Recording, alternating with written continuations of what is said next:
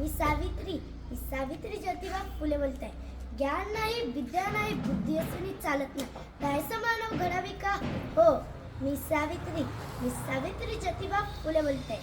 मी 9 वर्षाची होती तेव्हा माझा विवाह ज्योतिबा फुले यांच्याशी झाला आणि माझ्या शिक्षणाचा श्री गणेश आहे.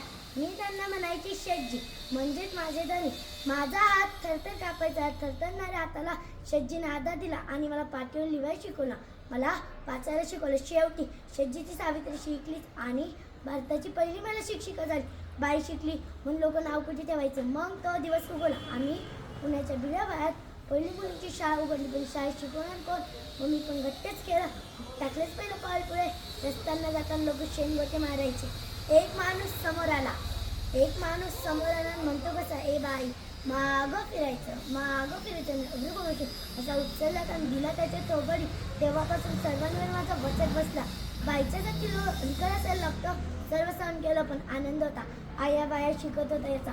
म्हणून मुलींनो, नीतीविना गती गेली, गतीविना शुद्ध कसले. एवढे अनर्थ झाले का अविद्यार्थी केले. म्हणून म्हणतो मुलींनो, शिक पोर, तू काहीतरी शिक. शाळा शिक्षण हा जीवनाचा तिसरा डोळा. धन्यवाद.